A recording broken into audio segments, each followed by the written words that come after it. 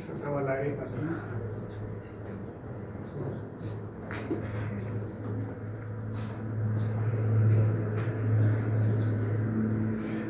Resumiendo, balance de cantidad de movimientos, simplificamos los términos que se puedan simplificar, manejamos un poco la ecuación de forma tal que podamos construir el concepto de derivada.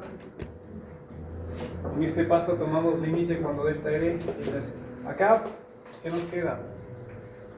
Y va a ser la derivada del numerador, ¿no es cierto? De tau de z sobre b.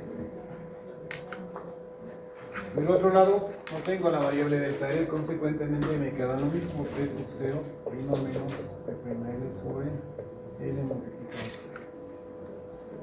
¿Sí? Entonces, nuestra ecuación diferencial. Un poco para que les quede clara acá arriba, el P prima L va a ser igual al P sub L, pero el P prima sub 0 va a ser igual a ¿qué?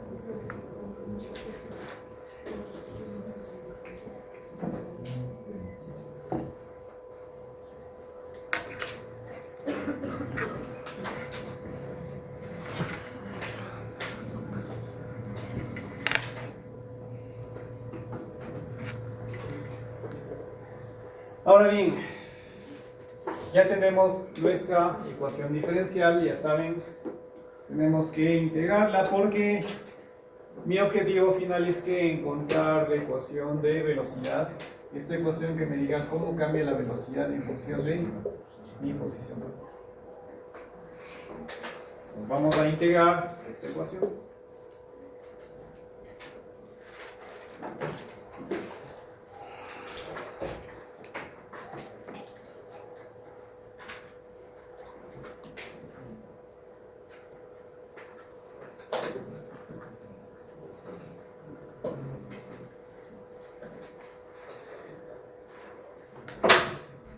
Separamos variables, ¿no es cierto? Aquí me va a quedar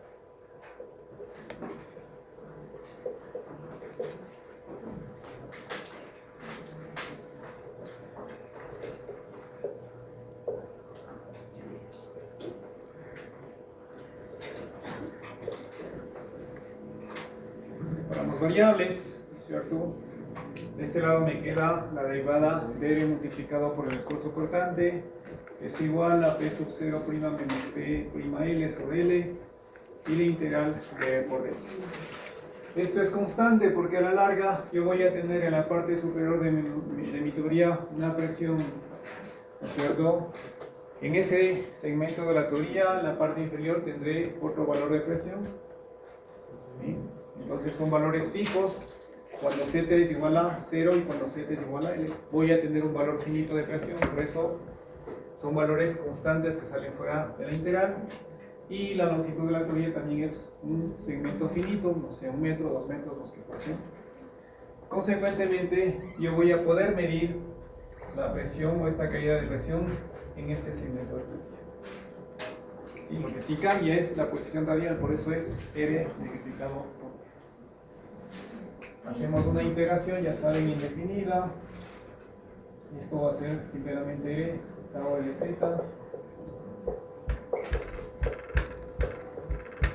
Y aquí les va a quedar que L cuadrado sobre 2 y más mi primera constante de integración.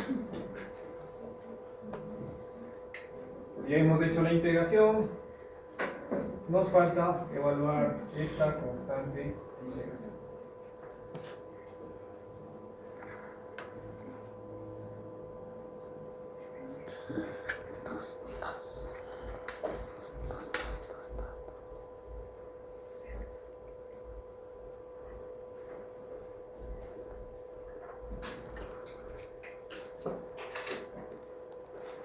Una vez que hemos hecho esta integración, podemos hacer las simplificaciones que correspondan. Aquí nos va a quedar R sobre 2 más mi primera constante denominador.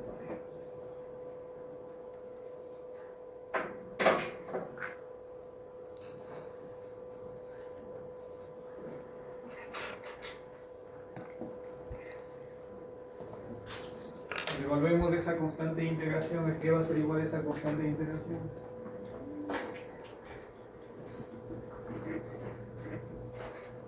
¿Cómo se determinaba eso? Tienes que tener condiciones. Condiciones iniciales.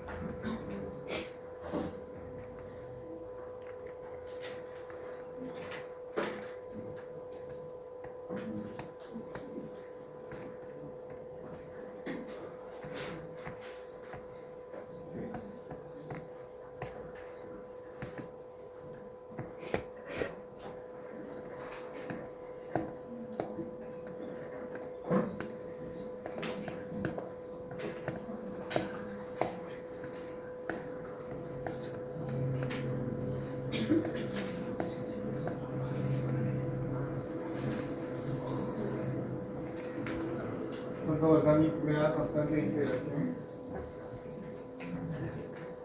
Acá está el número de los dedos.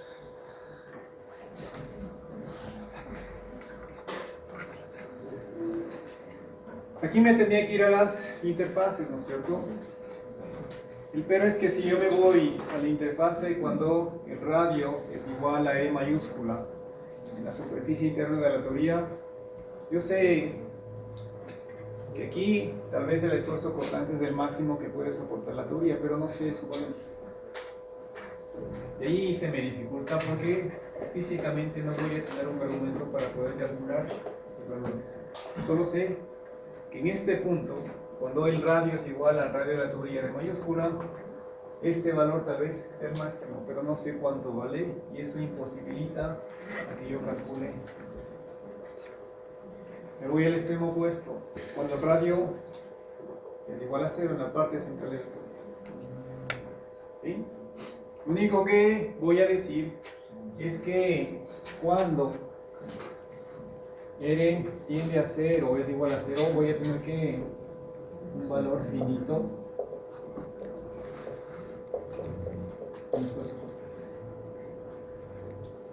Algún valor tiene. Pero, ¿sí? Estoy disminuyendo gradualmente el valor de K.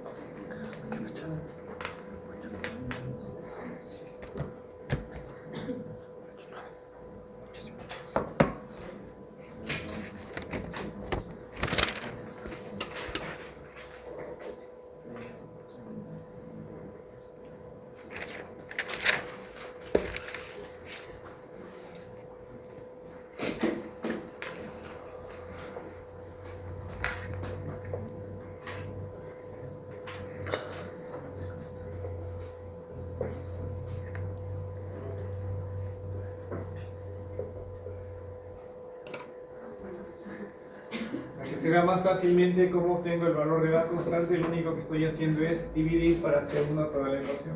La primera constante nos queda esfuerzo cortante sobre C1. Aquí me queda todo esto, ¿no es cierto?, multiplicado por radio sobre C1 y aquí me queda 1 sobre. Si el radio tiende a 0, aquí tengo R, esto prácticamente va a ser igual a 0.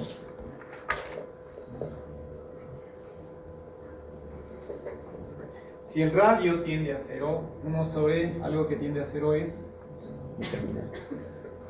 infinito, ¿no es cierto? Consecuentemente,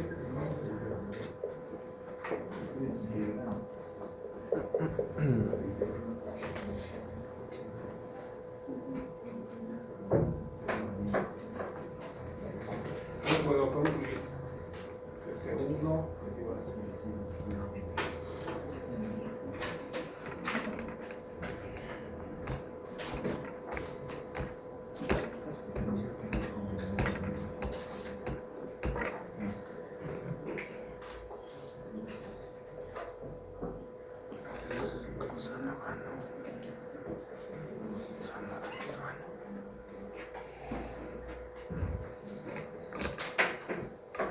Como les decía, en este punto hacemos o no podemos utilizar la interfase sólido-fluido porque, como les decía, sé que ahí el esfuerzo cortante va a ser el máximo, pero físicamente no tengo idea de ese valor. Y si no conozco una idea de ese valor, en términos de cuantificar esta primera constante de integración, no me sirve esa interfase. Me voy al lado opuesto, la parte central de la teoría, cuando radio es igual a 0. Ahí yo sé que el esfuerzo cortante probablemente sea el mínimo. Y le pongo que es un valor finito. ¿Sí? Con esa consideración trato de encontrar, ¿sí?, matemáticamente esta ruta que me permite visualizar cuál es el valor de esta primera constante de integración. Despejamos el valor de C1 y veo que tiene que tener un valor de C. Lo cual facilita, ¿no es cierto? Y de hecho era algo que tal vez ya lo conocíamos, por analogía con lo que hicimos con flujo en película de C1.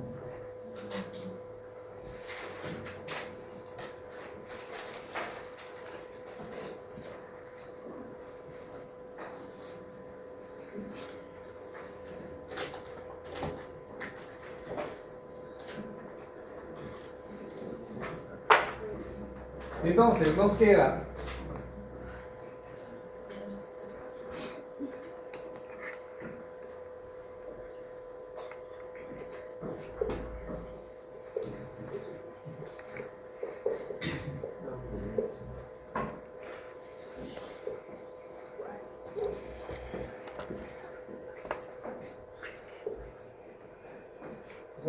queda esta ecuación que la habíamos integrado de forma indefinida, ¿no es cierto? R, esfuerzo cortante, diferencia de presiones sobre L, 2L por R cuadrado, más esta constante de integración que ha sido igual a 0. Entonces aquí sí ya puedo simplificar. Este R, aquí me va a quedar simplemente este.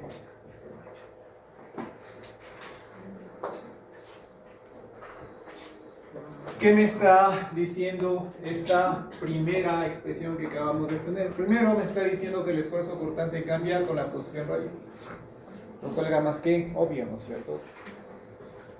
En la parte central, ¿sí?, hay más movilidad, consecuentemente tal vez en la parte central tengo menos esfuerzo cortante. Pero si me voy al extremo, a la superficie interna de la tubería, cuando el radio es igual a R mayúscula, el radio de la teoría, veo que tal vez el esfuerzo cortante es el máximo posible. Como les decía, es el equivalente a que yo aplique un esfuerzo cortante en dirección opuesta al movimiento y genero drásticamente que este fluido se detenga. Por lo tanto, ahí tengo un valor de esfuerzo cortante que se está aplicando al fluido y que genera que estas moléculas prácticamente se detengan y se adhieran a la superficie. Pero lo que me está diciendo es que el esfuerzo cortante cambia con la posición radial y obedece aquí a una ecuación de una línea recta, ¿no es cierto? Que es muy similar a lo que habíamos obtenido con flujo en película de sangre. ¿Okay? Entonces, el esfuerzo cortante cambia con el radio y claramente puedo darme cuenta que cuando radio es igual a 0 no hay esfuerzo cortante, por eso se mueve con mucha libertad, por eso en ese punto voy a tener la máxima velocidad. Y físicamente el radio puede ser como máximo hasta que, hasta R mayúscula, ¿no es cierto? Hasta el radio de la tubería, y ese punto va a ser el que soporte el mayor esfuerzo cortante.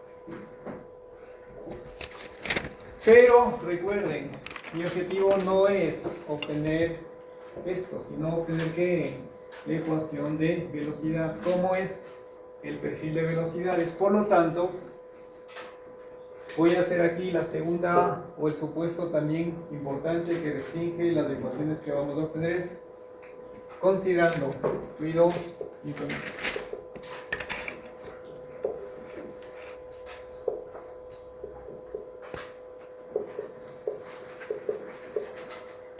Para fluidos newtonianos, ¿qué pasa?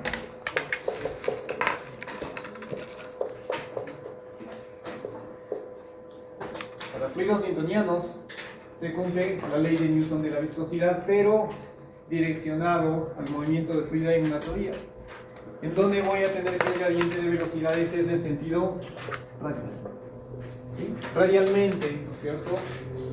La cantidad de movimiento está siendo transportada desde la mitad de la teoría hacia la parte más externa, más periférica. Por eso yo escribo el gradiente de velocidades en sentido radial.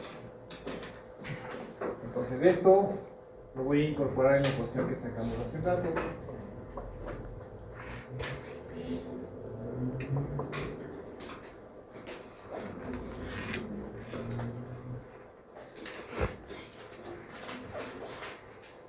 Entonces, al incorporar el modelo de Newton de la viscosidad, ya veo que ya puedo obtener mi ecuación de velocidad, porque ya tengo la derivada de la velocidad con respecto a la porción radial.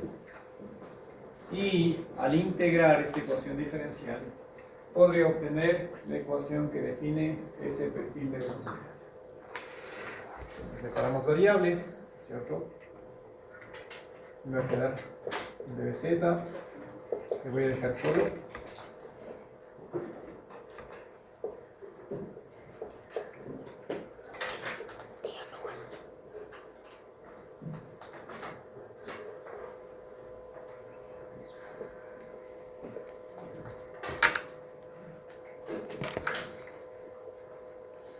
Hacemos separación de variables, dejamos solito la derivada de la velocidad y mandamos al otro lado todo lo demás. El P sub 0 prima el PL prima sobre la longitud, es decir, es constante, sacamos fuera de la integral. La viscosidad es una propiedad físico-química que no está cambiando, que suponemos es constante porque son consideraciones O con condiciones isotérmicas, y al ser un fluido newtoniano la viscosidad, ¿no es cierto?, prácticamente es constante indistintamente del esfuerzo cortante que esté soportando, y nos queda consecuentemente la integral de dv por d. Hacemos la integración, esto nos va a quedar que dz, nos va a quedar p sub 0' menos p'l. Aquí me adelanto esto, a que es igual a la integral de dv por dr, dv cuadrado sobre 2. Yo le voy a poner acá y más una segunda constante diferencial.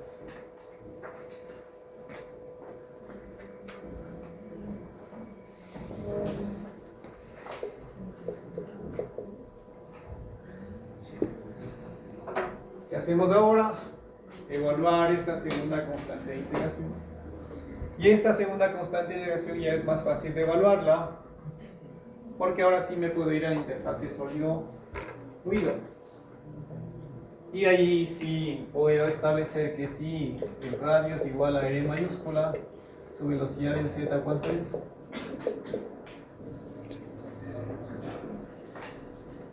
Pues aquí, esto será igual a 0 cuando este R sea igual a R mayúscula, el radio interno. Evaluamos la segunda constante de integración, la incorporamos en el modelo y tendremos finalmente la ecuación que nos dice cómo es el perfil de velocidades para el movimiento del fluido por el interior de una tubería.